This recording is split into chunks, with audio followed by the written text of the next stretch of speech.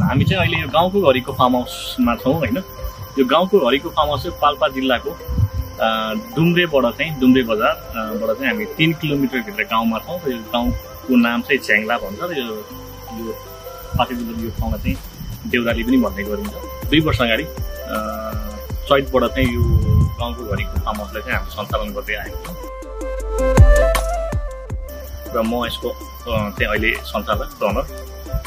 हामीले चाहिँ यो विशेष गरी चाहिँ यो गाउँको घरीको फार्म हाउस बनाउनको एउटा कारण चाहिँ बच्चाहरू चाहिँ सिटीमा रहेका बच्चाहरू मोबाइल गेम्स र टेक्नोलोजीहरूसँग मात्रै हुर्काइराख्दाखेरि चाहिँ बच्चाहरूलाई चाहिँ प्रकृतिसँग जुन डिस्कनेक्सन भइरहेको थियो त्यो डिस्कनेक्ट भएको बच्चाहरूलाई चाहिँ कनेक्सन प्रकृतिसँग कनेक्सन गर्नको लागि एउटा ठाउँ बनाइएको र त्यो बच्चाहरूलाई चाहिँ अझ विशेष गरी हामी माटोसँग चाहिँ खेलाउने एउटा अभियान पनि हो र युवाहरूलाई फेरि गाउँ फर्काउने एउटा अभियान पनि हो। यो गाउँको घरीको फार्म हाउस भन्ने गर्दाखेरि यो एग्रो टुरिज्म हो।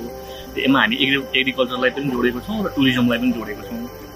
र कसरी जोडेको छौँ भन्दाखेरि चाहिँ बच्चाहरूलाई यो ठाउँमा चाहिँ हामी धेरै कुराहरूमा चाहिँ इन्भल्भमेन्ट गराउने कोसिसका साथ जुन समाजले हामीलाई ए फर अस्ट्रेलिया र ए फर अमेरिका सिकायो, अ ग्रुप अफ पिपलले हामीलाई ए फर एमआईले सिकायो, तर हामी बच्चाहरूलाई चाहिँ यहाँ आएर ए फर एग्रिकल्चर सिकाउँदैछौँ। हाम्रो अर्को समाजले हामीलाई कबाट कतार, कबाट कुवेत, कबाट क्यानाडा र कबाट कङ्ग्रेस र कबाट कमरेड सिकायो, तर हामी कबाट कृषि सिकाउँदैछौँ यहाँ हैन। कसरी भन्दाखेरि चाहिँ बच्चाहरूलाई चाहिँ त्यो सिटी लाइफबाट चाहिँ डिस्कनेक्ट गराएर नेचरसँग कनेक्ट कसरी गराउन सकिन्छ भन्दाखेरि चाहिँ बोट बिरुवा चिनाएर नेपाली चाहिँ एग्रिकल्चर कन्ट्री भन्दै गर्दाखेरि, नेपाल कृषि प्रधान देश भन्दै गर्दाखेरि यहाँ बच्चाहरूलाई ए फर एग्रिकल्चर सिकाइएन, यहाँ ए फर डिफ्रेन्ट कुराहरू सिकाइयो। अब बच्चाहरूलाई पढाइ गर्दा पनि ए फर चाहिँ एरोप्लेन सिकाइयो, तर बच्चाहरूलाई हामी यहाँ ए फर एभोकाडो सिकाउने भनेर प्लान्टेसन गऱ्यौँ। बी फर बल होइन, बी फर बनाना को थेम बोकेर बनानाको बुटहरू रोपियो। यहाँ सी फर क्याट होइन, हामी सी फर कफी रोपेर 300 बोट चाहिँ यही जङ्गलको एरियामा हामी 300 बोट कमर्सियल कफी फार्मिङ गरेको छौँ। डी फर डग होइन, हामी डी फर ड्रागन फ्रुट र यी लगायतका जेठसम्मका बुट्टाहरू हामी चाहिँ लगाउने कोसिस गर्दै रुद्राक्षदेखि लिएर रक्तचन्दनसम्मका रुखहरू हामी यहाँ प्र्याक्टिस गर्दै आएका छौँ। र बच्चाहरूलाई चाहिँ यसरी नै कनेक्टिभिटी चाहिँ एउटा नेचरसँग कनेक्सन होइन, प्रकृतिसँग कनेक्सन गर्नको लागि यो ठाउँ चाहिँ डिजाइन गरिया हो। र यो चाहिँ एउटा मौलिकतालाई पनि हामीले जोगाउनुपर्छ भन्ने हिसाबले एउटा गाउँको घर, सानो गाउँको घर पनि यहाँ राखेको छौँ, बनाएको छौँ। बच्चाहरूको लागि यहाँ आउनुभयो भने चाहिँ बच्चाहरू चाहिँ एउटा मोबाइलबाट चाहिँ मोबाइलमा मात्रै होइन, हामी आर्ट गरेर पनि हामी आफ्नो टाइमलाई चाहिँ युटिलाइज गर्न सक्छौँ र त्यो इन्टरटेन पनि गर्न सक्छौँ भनेर हामीले एउटा आर्टको रुम पनि बनाएको छौँ बच्चाहरूको लागि। म्युजिकको स्पेस छ हामीसँग, बुक्सको स्पेस पनि छ। बच्चाहरूलाई बुक्स पढ्नको लागि यो ठाउँ एकदमै उपयुक्त छ, शान्त वातावरण छ।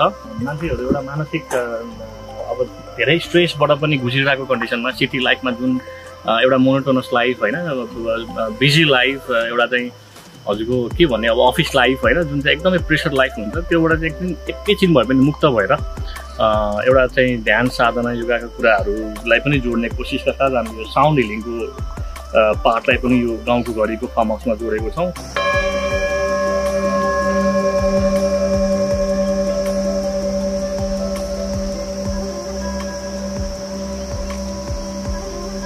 हामीसँग एउटा ल्यान्ड छ जहाँ चाहिँ हामी एग्रिकल्चर गरिरहेको छौँ।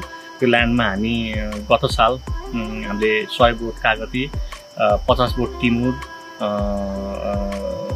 यो वर्ष लगभग 1000 बोट चाहिँ हामी फुल पनि लगायौँ होइन। र यसरी नै हाम्रो कन्ट्रीलाई चाहिँ एउटा चाहिँ अहिले हामी लिक्विडिटी क्राइसिस जुन आर्थिक एउटा चाहिँ मन्दीबाट हामी गुजिरहेको छौँ, यो कन्डिसनमा चाहिँ हामी यस्तो यङ इन्थुजियाजम, यङ एनर्जी भएको मान्छे चाहिँ सिटी मात्रै केन्द्रित भएर हुँदैन, ब्याक टु गाउँ आएर यो छोडिएको यो बाँझो रहिरहेको ल्यान्डहरूलाई चाहिँ यसरी युटिलाइज गर्न सक्यो भने चाहिँ एउटा देशको लागि पनि अर्थतन्त्रमा एकदम राम्रो चाहिँ यसले चाहिँ पोजिटिभ एउटा चाहिँ सन्देश दिने र एउटा चाहिँ हामीले पनि सहयोग गर्ने, आफ्नो देशका युवाहरू पनि यो गाउँ फर्किराख्दाखेरि चाहिँ एउटा चाहिँ देशै बन्ने होइन, अब गाउँै बन्ने त्यो स्थिति हुनसक्छ भन्ने एउटा म्यासेज पनि हो यो गाउँको घरी।